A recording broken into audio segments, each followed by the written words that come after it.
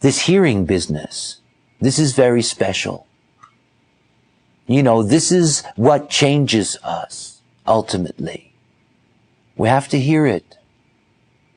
You have to hear the word. If you don't hear the word, hard to get it. You have to hear it.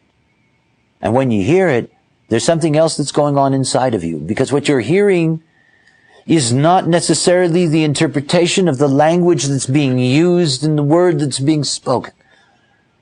But it's the frequency of its delivery.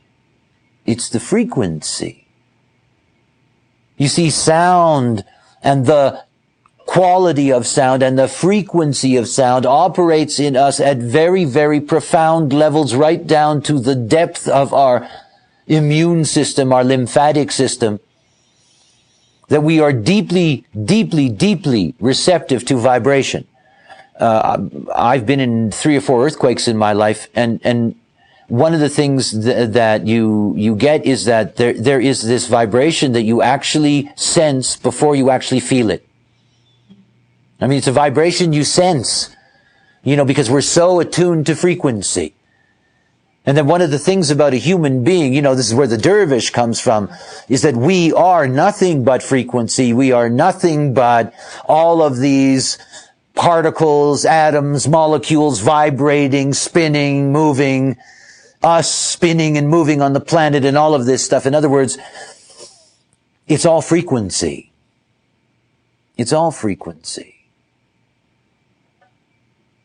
So hearing is a very special part of that frequency. Vision is another part of that frequency on that wavelength. And the acoustic for us is so important because if you cannot hear the word, you cannot be mutated. You know, it's actually a very simple thing. You know, if you don't know, you don't know. You know, if nobody tells you, you don't know. And this is all about the inherent business of the fifth base in telling. Let me tell you this illusion. Listen to my illusion. And that's what we do all the time.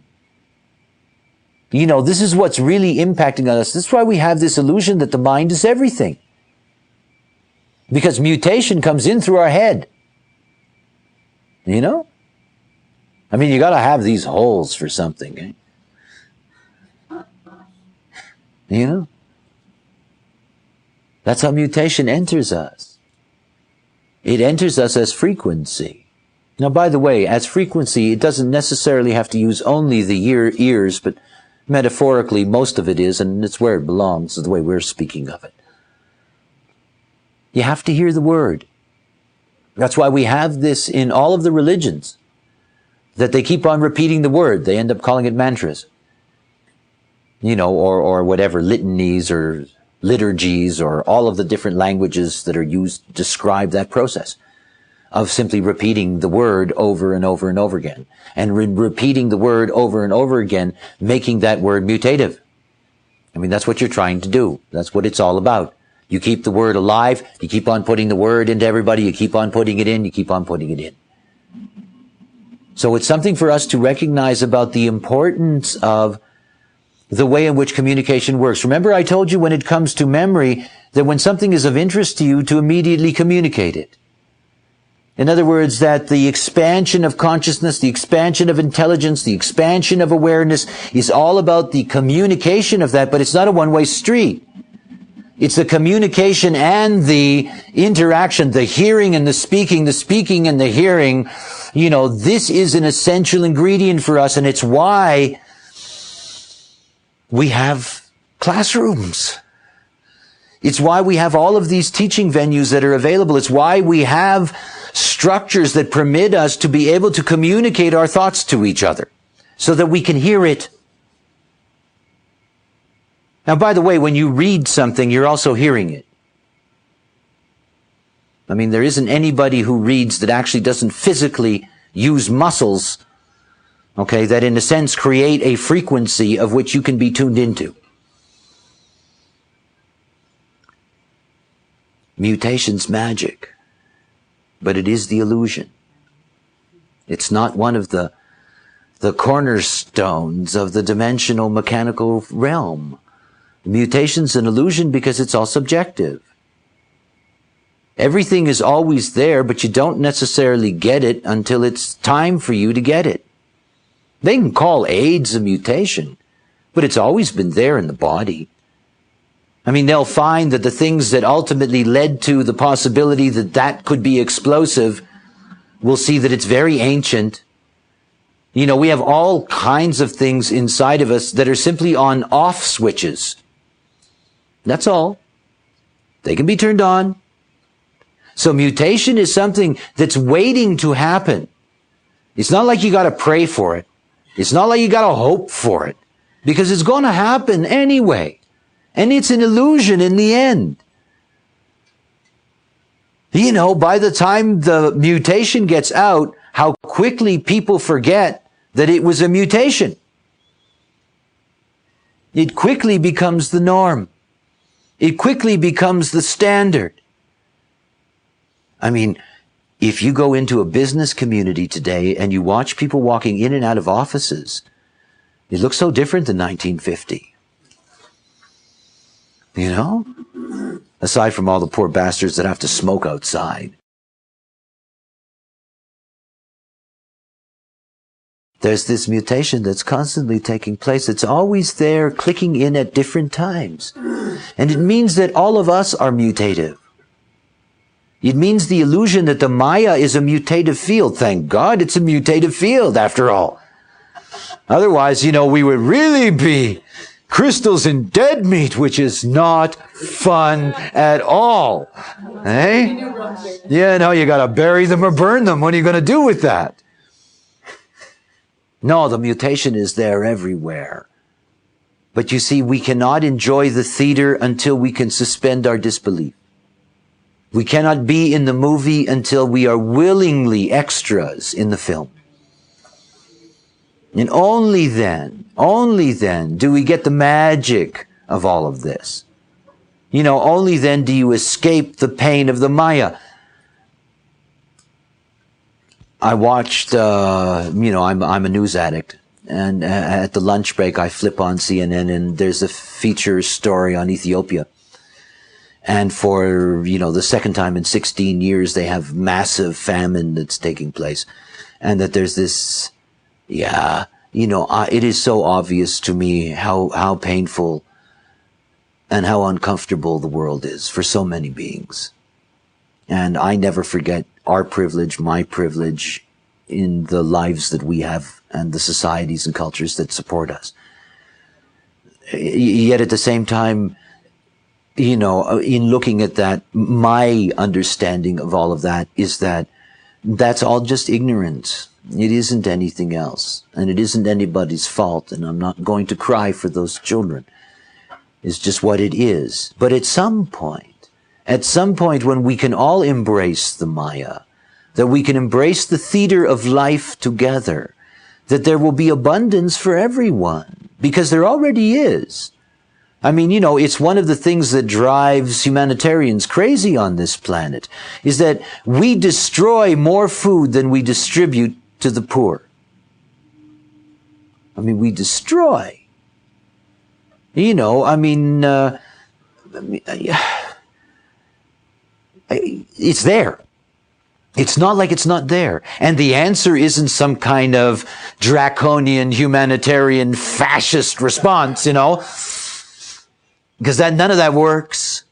And it's not just about being generous, you know, yeah, you can give $100 to some whatever it is, and you know that $50 is administrative and $10 is baksheesh, and, you know, and down the line until finally it gets to somebody down on the street. No, it's not about that.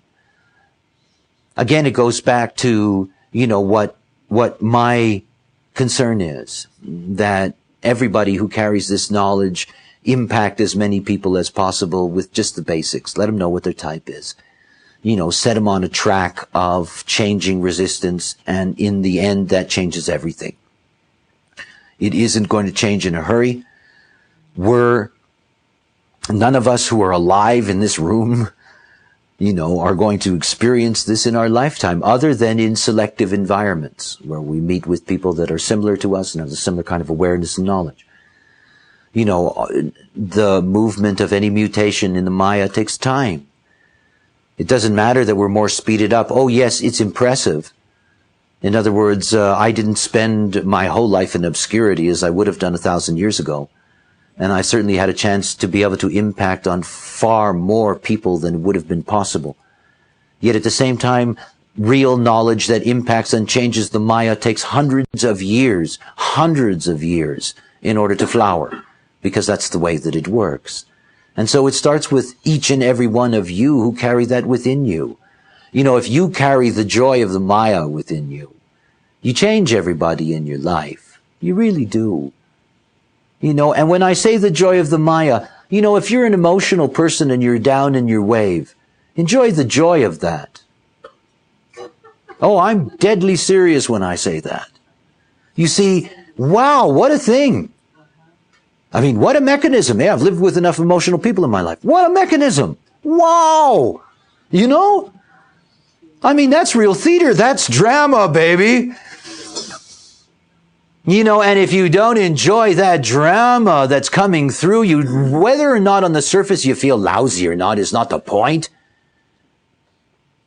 The actor on stage isn't going to say, look, I don't want to feel lousy.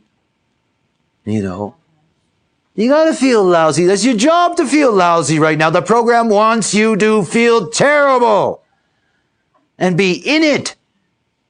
And yet at the same time, be a witness and a passenger of that experience. So that you see it for what it is, so it's not personal, so that you don't carry and hold inside of you all of that you process. Because you don't have to. You see, the Maya's gorgeous. I mean, there's certain times where if I've watched emotional people in full rage, and I have an inner laugh that's so loud, it's so hilarious, and they feel so bad the next day.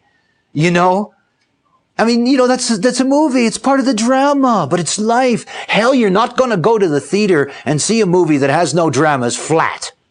It'd drive you crazy. Where's the action? Where's the turmoil? Where's the heat? Where's the rage? Where's the this? That's life. And it's only terrible if you're taking it personal. It's only terrible if you really think that it's important. It isn't. It's just your role in the moment. It's what you're playing out. See, I used to detest that in emotional people. I don't anymore. I enjoy it. I mean, I don't have that kind of drama. And I like all that drama. I mean, after all, we're always attracted to what we're not, I like all that drama. I watch my boys, they're both emotional. Jeez, drama trip. And here I am, Mr. Cool, and there's this wild drama trip going on. Jiva, the baby, when he's really upset, I call him a Muslim. He gets down on his hands and knees and cries into the floor. And it's like, woo, what a thing, eh? Imagine human beings got to live with that. You see, and it's a grace to see the humor in all of this. It's a grace to see that it's not personal, it's a mechanism. And that I will do everything in my power to educate my emotional sons to the joke. So they always know the joke. That they can be in full rage, that they can be in full drama, and still somewhere inside of them know that this is just the theater of their life. That's all. It's not whether it's good or it's bad or it's this or it's, give up on all that. See, that's what mutation is all about. It's this magnificent mutation that's possible the moment you can accept what it is to be you, who you really are. Oh, I know who I am. And I tell you, I have the best laugh on me all the time. I know how funny it is to be me. It just is. I don't take any of that personally, but I watch my movie. I watch what goes on and all the things, but yeah. So what? I have no control over it. I can't dictate it. I can't do anything about it. I can't change it. I can't manipulate it. I can't do anything. I just ride inside the movie that's me. Good, bad, and indifferent. I'm a pure individual. I have the depths of melancholy that would turn some of you to stone. And at the same time I'm going through that, I gotta deal with the world, and I gotta deal with the demands of my role and my personal life and blah, blah, blah. And I remember what that was like in the past. It's not that it's pleasant for me to go through that now. It isn't. It's human after all. It has its thing. But it doesn't bother me. It doesn't disturb me. It doesn't hurt me. It doesn't keep me up at night. It doesn't do anything. It's just my life. It's just what happens. And you see, I know that's an illusion. That's the whole thing. It's my life. It just happens. That's my subjective illusion in this grand Maya. And it works. It works. That's the whole point. It works. Those of you that have had your moments with type, you know that. It works. It's what it's about. And then this whole Maya thing stops being such a heavy deal. The difficulty lies in the fact that we are not just nature, we are also nurture. That we are always conditioned by the forces around us and conditioned by the beings around us. There's enormous ignorance in the world, and everybody takes the world seriously. It's a very serious world. They're going nuts in Miami. It's a serious world, Let's burn down some buildings. Let's make this really serious. It's the thing that I find most difficult in this life, for me, is how much seriousness I meet. Reams of it. Reams of it. No, it's not. You got to get to the point that you see the joke. The joke's on us. We're the joke. And if we laugh at that and we enjoy that, we can enjoy this drama, we can enjoy this movie. That makes every difference. So this fifth base is very special. What it does is it pulls together all of these mechanical corners and it says, okay, let's make up something that's useful.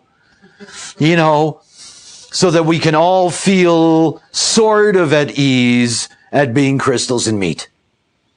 Let's just relax and decide that, we were created by God, that, blah, blah, blah, and on and on and on. Let's make up our world. And we've been making up our world every day ever since. So let's get the final draft, the final version. Let's get the Maya down tight now. See, that's the whole point. Eh? Let's get the Maya down tight. Let's not have little aspects of the Maya that we grasp. Let's get down to the point where we know the whole Maya structure and the way it works. And then all of us can, surrender to the illusion together, which would really be delightful.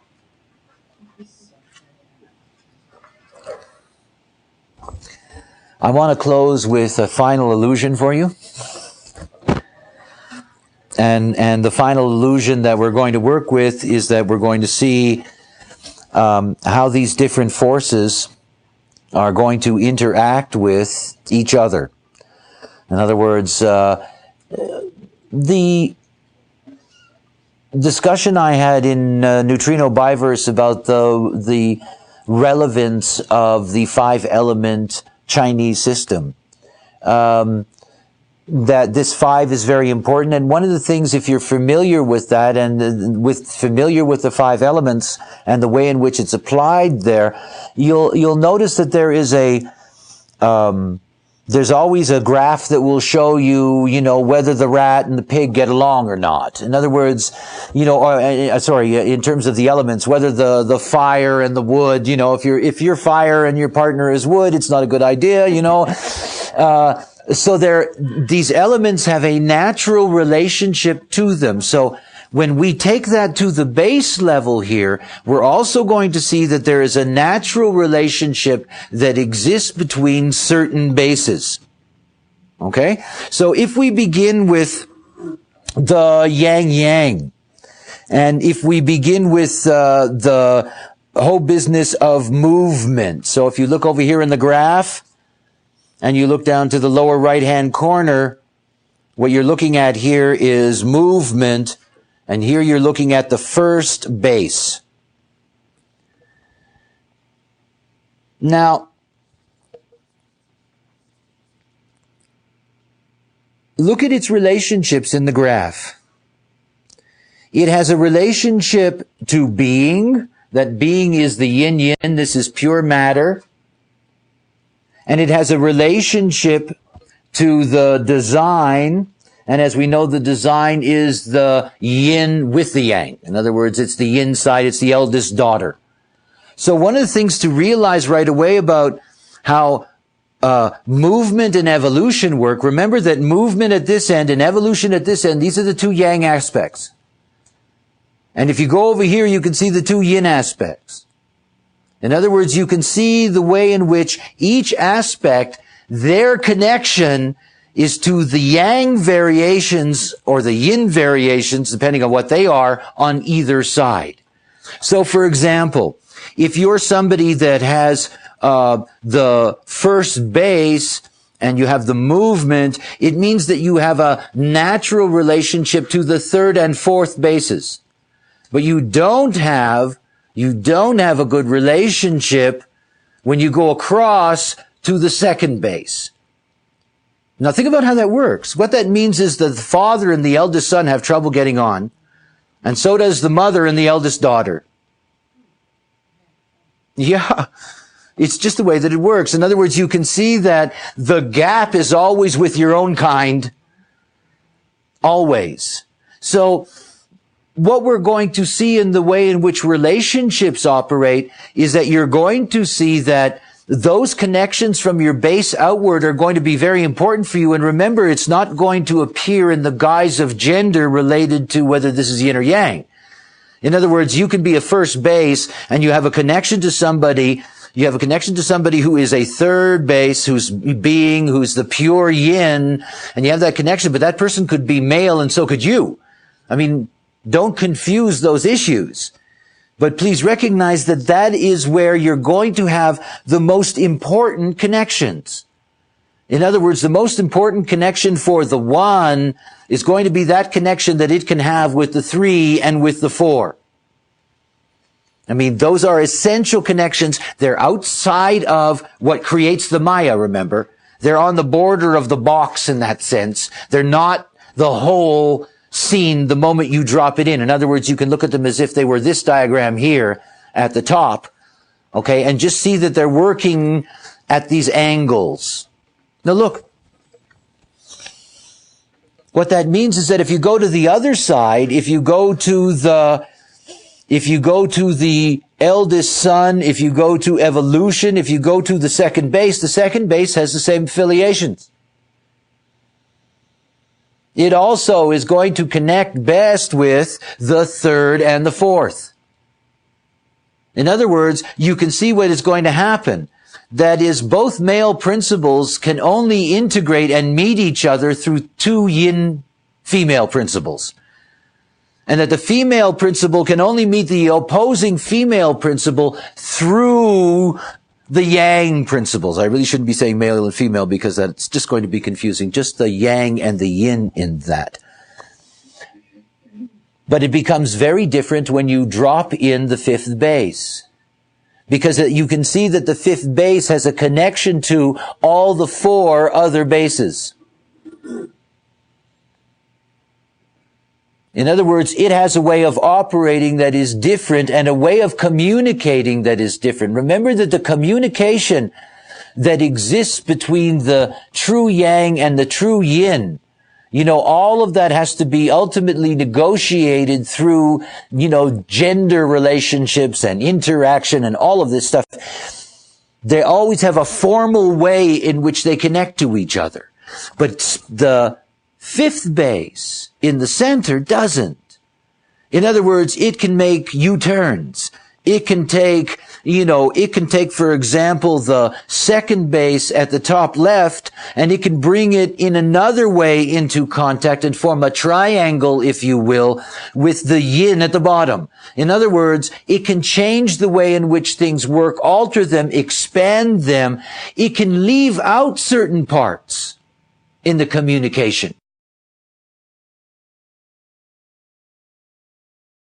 I mean, after all, this is about illusion. Some of the most important illusions we have are the things we don't know and nobody lets us know. We have the illusion that our drinking water is safe. And we really don't want to touch that, do we? Because it's not. However, we go along with that illusion, and we want everybody to have that illusion. Last year in the United States, 600,000 people were ill from tap water. Now let's keep our illusions, folks. So one of the things to recognize about the fifth base is that not only does the fifth base participate in creating the illusion, as it were, but it can leave things out of the illusion.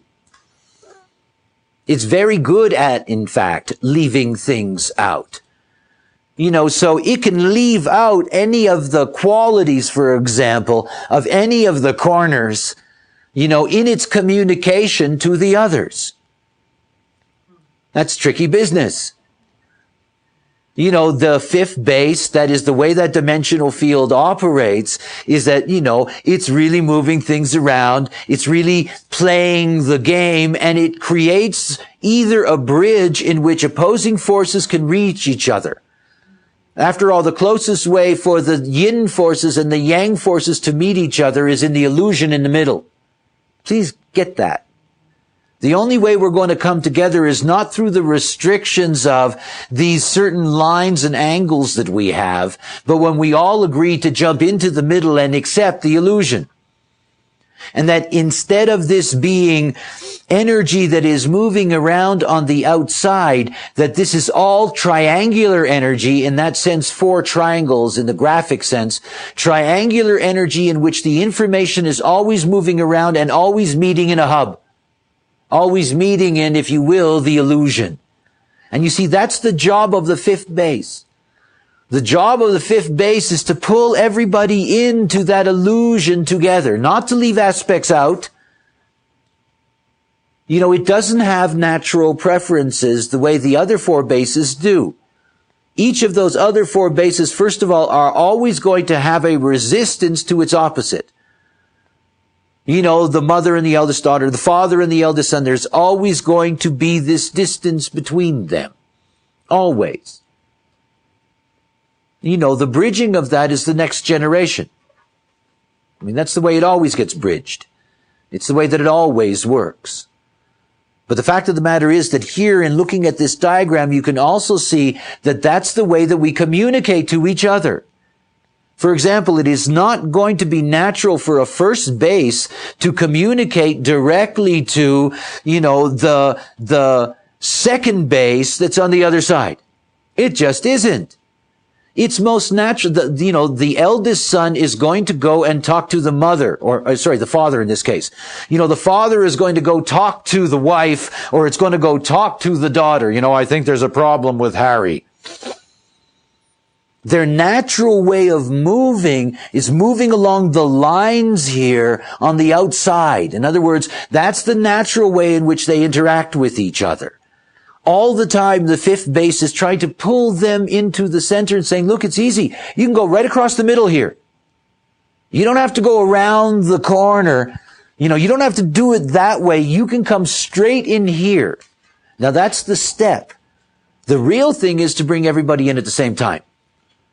The real thing is for everybody to take on the communication provided by and through the fifth base that says, this is the illusion we're all in. Let's all be in this illusion together. Don't go running off into your corner over there and trying to work it out alone, because it isn't going to work. We need everybody to be in here inside of the illusion together.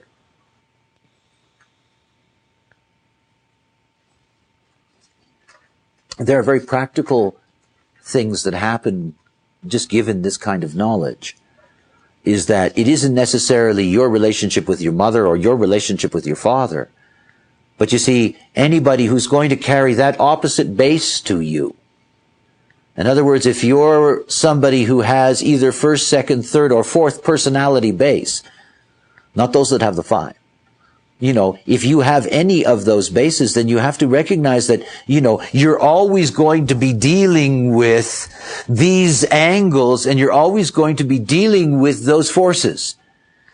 And it means that if there's somebody that comes into your life that happens to be at the other end, you're not going to have a way of connecting to them. And you will need somebody else through whom you can connect to them. That may be your child. It may be your sibling.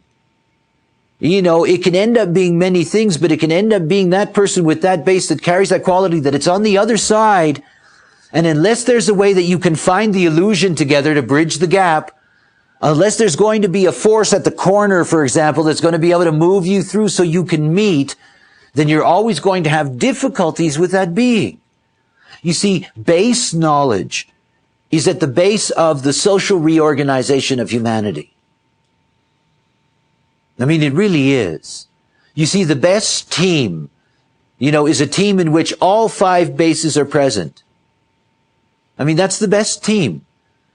All 5 bases, all perspectives, all integrated together into one illusion, whatever the illusion is that brings them together. But you see, that social mechanism is brilliant because there's a natural way for everyone to communicate with everybody else and to join together into the illusion in the center. So socially, this is having a lot of impact on us.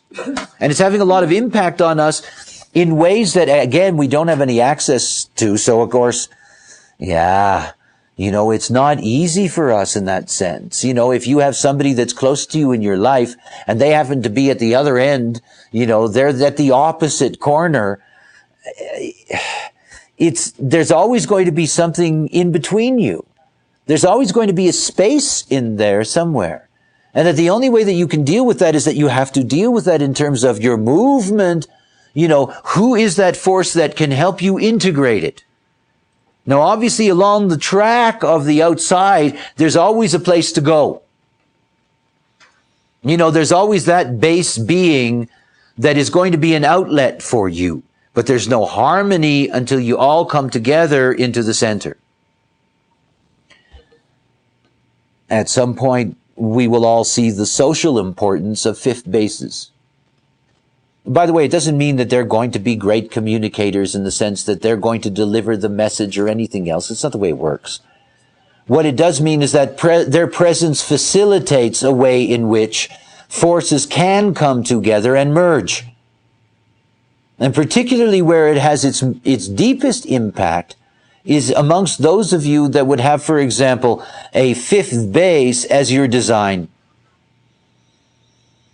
Because that would be the nature of your vehicle. It would be to provide the communication. These will be people that have strong communicative skills. It's their vehicle, after all. In other words, the voice of the vehicle, the apparatus of the vehicle, all of that kind of stuff. They're going to have a vehicle that's going to be able to do that job. But you see, if you're in a situation where you've got 3 people in a room that have to work together, and if you're dealing with the fact that it's a corner, whoever is in the middle gets control. And who's ever in the middle gets control, and the rest of it is left out. The 2 bases that aren't there. It's something to understand about the way in which things work. It doesn't work until we all fit into that together. I mean, there's no other way. See, what I like is that you begin to see, if you look at the way in which these relationships work, is that you begin to look at these themes that are here in this graphic. So, for example, if you're dealing with evolution, if you're dealing with mind, if you're dealing with the 2nd base, and you're dealing with the 2nd base's relationship to the 3rd base, which is being, you can see that the theme of their relationship is material. So one of the things to recognize is that when second and third bases come together, they're very successful at the material level. In other words, they have a natural relationship on the material plane. That when the second base comes together with the fourth, here you're dealing with the brother and the sister. Here you're dealing with the speed, and in that sense what you're dealing with is the biological or life force movement. This is about, in the end, it's deeply reproductive in that sense. Obviously, for a number of reasons, but it's deeply reproductive. And the funny thing about that is that whenever you come back to the middle and you come back to space, you're always coming back to personality. And it's one of the things to see that, for example, if you have in a room together, if you have the second and third and fifth base, in other words, you have this triangle over here. You know, this is the triangle that produces the personality that thrives on material. In other words, this is the illusion of the personality that says material is everything. You know, the triangle up here is a different illusion. You know, it's the personality literally that's there to process things and move things along as quickly as possible. It's a different kind of force. Where you are, positioning, real positioning, that positioning is coming from this side over here. In other words, what you're looking at there is that you're looking at the first and the fourth together. And you know, when you look at the father and you look at the eldest daughter, out of that is what you get position, primogenitor. You know this term? Primogenitor? Primogenitor is a term which means that the eldest child inherits. That the eldest child, for example, becomes the next duke or king or blah, blah, blah, whatever the case may be. And throughout the dominance of Yang propaganda, that primogenitor was only something that was male. And you can see that primogenitor is created between the father and the eldest daughter. I know my eldest daughter is an owner of the corporation that I work for. You know, that's what they get. In other words, that's the true primogenitor, is that position in that sense is passed from the yang, and it's passed from the yang to the eldest daughter. It bypasses the son. Doesn't have any real connection to the son. It doesn't. I mean, that's why you know it's a lie to say that the Father and I are one. I mean, I don't mean to be really profane on a Sunday, and it's Easter Sunday after all. And you know, if I'm telling a lie, they'll kill me right now, right?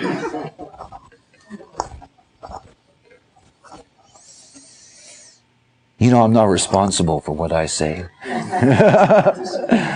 You know, it's just the illusion moving through me, that's all. We have all these interrelationships. See? They're punishing me.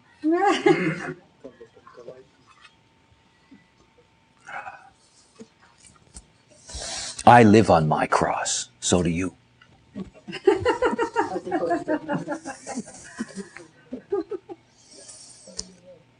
So there is a natural bond between the yang and the yin-yang that's very special. In other words, the torch that the yang brings, which is the torch of life itself, it does not give to its partner. It doesn't give it to its polarity. That is, it doesn't give it to the mother. It does not give it to the son.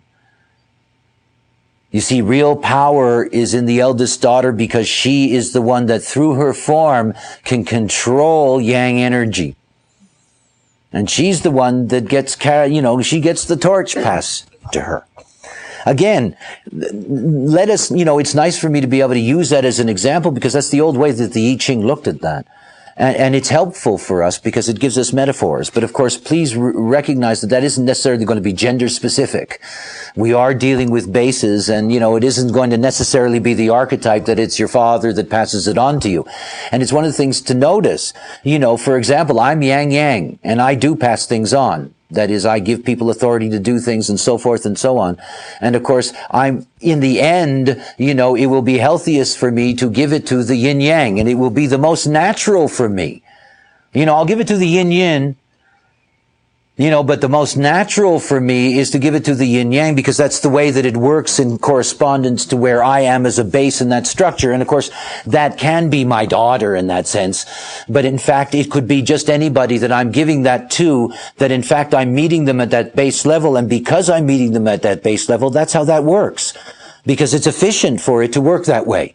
They're the natural people to carry the torch. After all, at the base level, the base doesn't care about the other layers. It doesn't, eh? It's not like it matters. For the base, it's how bases deal with bases, like how lines deal with lines, how gates deal with gates.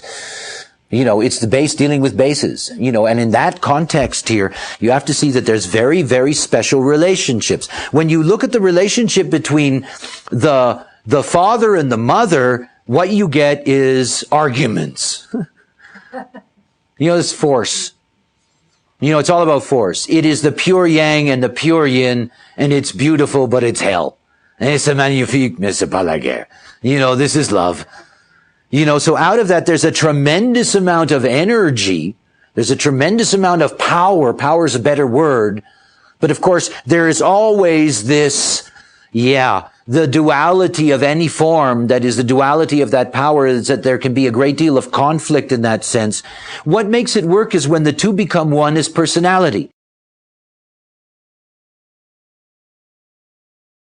You see, when the yin and the yang become an illusion together, we're lovers, we're man and wife, we're dog and mate, whatever it happens to be. The moment that we have this illusion, we have a way of getting away from the pure confrontation and power line, and we have a way of diffusing that power line through the illusion. That's very important. It's a technique in negotiating. All negotiators are going to try to create a third point to take the forces away from being absolutely in each other's nose, but so their noses can be slightly turned away so that perhaps they can communicate through the other. I'm not talking to your father. Tell him to pass the salt. No. Why don't you tell him yourself? It's silly. Blah, blah, blah. You know that one? The way in which we deal with, there's such a deep organization that we don't know anything about. I've been messing around and banging my head with the yin yin forever. It's where I got my power. I got my power from the yin yin. It's the mother that gave me all this stuff. I've been giving territory away to all kinds of people who are in fact my eldest daughter. Base speaking, without ever knowing that. Without ever knowing why I suddenly trust somebody, whatever the hell that means. I'm ready to do this or that, or it's the way it works. It's already there. You see, the real difficulty in being stupid is that you miss all the nice things that are going on that are really interesting to watch. If we ever got to a point where we knew everybody's base, it's great, eh? You can see the advantage of that kind of knowledge. You know where your natural allies are. You just know. And you know something else as well. You know what you're here for in relationship with the other. You know if you've got a material direction. You know if you're just supposed to be busy. The evolution design relationship through speed. There's all these things. You know that you're here to be the one that fixes how things operate, that position that you can gain, the authority that can come out of that. We have all these different little relationships. And the only way that it all works, again, comes back to accepting that there's a place we must all meet. That we all must have the same illusion. That's the most important thing. If we all agree to share the same illusion, everything's okay. How do you think these nuts get people to kill themselves because there's a goddamn spaceship coming? These are intelligent people. They were not fools. These are not people who are suddenly just going to accept that, That illusion had to be created. It was communicated. That illusion was established, and they all agreed to share the illusion. And when you agreed to share an illusion, you're there. The spaceship is coming. Death will not be painful. We're going to have a good ride. And off you go. It's easy. It's easy. I know I have the power to create those spells. It's easy. Human beings. You see, until we understand how the game works, anybody can fool you. Take you into the illusion, but take you into an illusion that you accept without recognizing its validity. And remember, in the Maya, you only have one protection. You only have one suit of armor. That's your type. You don't have anything else. And out of that, you get the right connections where you do the right things. You know, otherwise all of this gets real heavy, eh? Because it's very confusing, because remember, we're down at the base. We're at the base. We don't even have access. We haven't even got to tone. We don't have access. You know, when you get right up to the surface of somebody's design, you know, and there they are, and they're supposed to be social and blah, blah, blah, and all of these things, and they're designed to integrate with others and make friends and do all of these things, and they get born in a household in which their parents have bases that are at the other end. Both parents. You know, or whatever. You know, the frustration of all of that. No matter how much they try to be social, no matter how much they try, they cannot get across that barrier. See, the only thing that helps you in that, because there's no way of you healing yourself through awareness of that, it's only your type. Can't change your base. It's 15 billion years old. You know? I'll go fuck around with that. Nothing's going to happen to that. But you can live in the Maya. And you can live in this illusion. You can accept this illusion. You can accept what it is to be in these vehicles. And accept it not just at the mundane level of what this is to live in the world, to feed oneself and all of that stuff.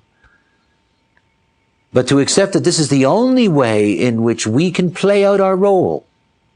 It's the only way that we've been offered. It's the only game in town. It's the only thing. And you know, we've got to get past that point where we're always in pain. And we got to get past that point where nothing works for us. When we enter into the next cycle in 2027, cycles carry fears. And the next cycle is bringing us deep, deep, deep fears, visceral fears about our very survival. That's all an illusion. But we better be prepared. You know, you can only be prepared by accepting what all of this is. By accepting yourself, by following it out, because otherwise the game's rigged. You don't have a chance. You don't have a chance. You know, you never mind bases, which are hard for any of us to verify. But just color. You'll see. Whoa. You know, if you think that you have any kind of control over anything, wait till you see the motivations that are driving all these little aspects in you. You know, they're all there. And then you suddenly find out, you know, why you're afraid, you know, with this or that, or why you do this or that, or blah, blah, blah. Oh, helpless in that. See, by the moment that you get to that and you see that, that's what it's all about. This is the greatest communicating that we can do. It's reassuring ourselves of the perfection and the beauty of our Maya. Isn't it nice? Yes, we have a nice Maya today. Oh, isn't it a beautiful day, they say. Yes, indeed. Yeah.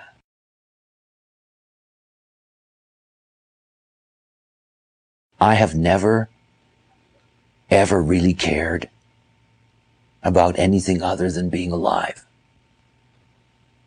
I don't really care if there is whatever, and I don't really care about the future, and it isn't important to me personally what happens or what doesn't happen. See, I love being here.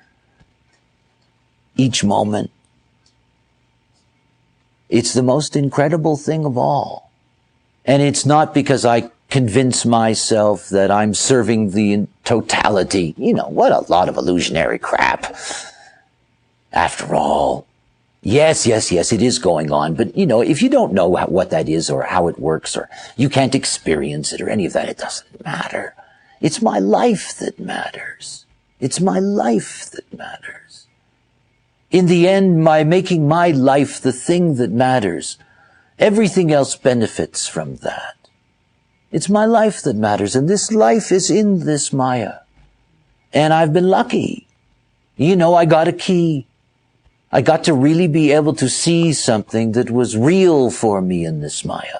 A tool that I could use, a way for me to get out of the pain of the Maya. And I was in a lot of pain in the Maya. And it worked. I mean, it really worked. And it works for others. And it's what it's all about. You know, now it's not a question for me of knowing, you know. If I was not a messenger from such physical forces, I never would have had the stamina to be able to have provided so much information and teaching in such a short time. But you know, I'm a slave to those forces. I'm obedient to them. I don't have any damn choice.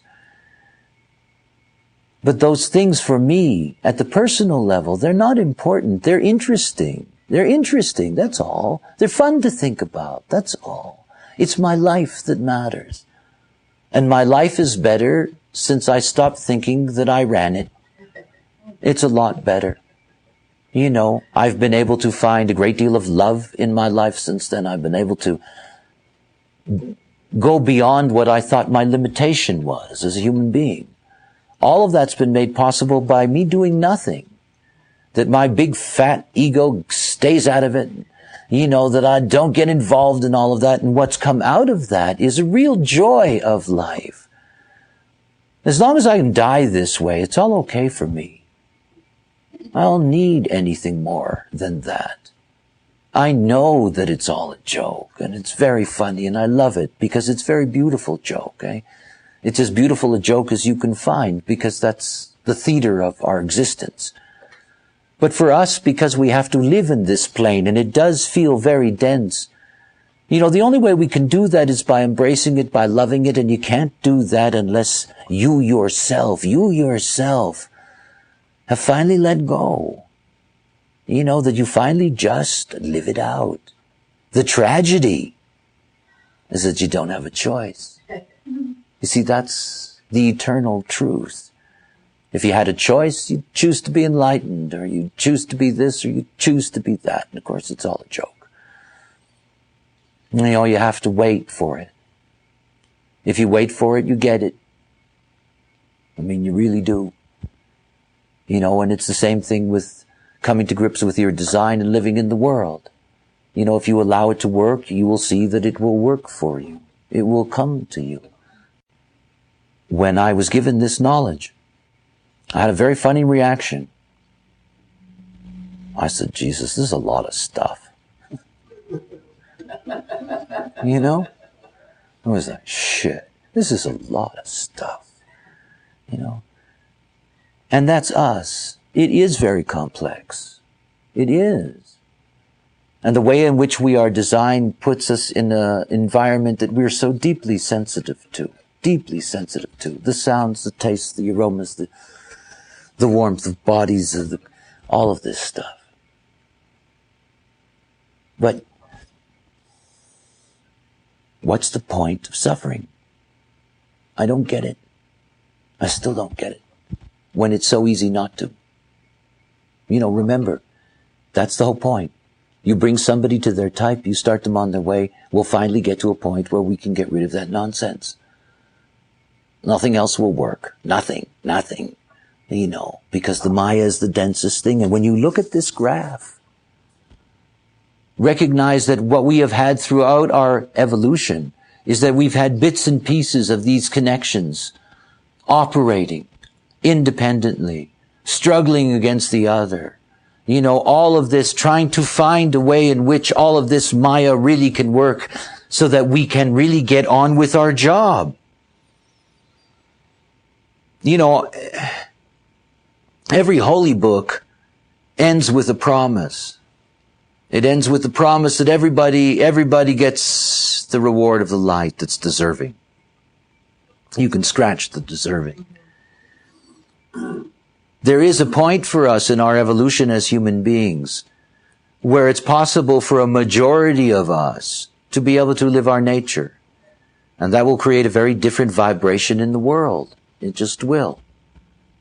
But it's only when we surrender, it's only when we surrender to this Maya that we're ever going to have any peace. And that's what it's about. It's about being at peace. You know, Pluto sits there in the fifth gate. It reminds us that inner peace is always available to us. That inner peace is something that is possible. And today we sit with the cross of the unexpected. You never know.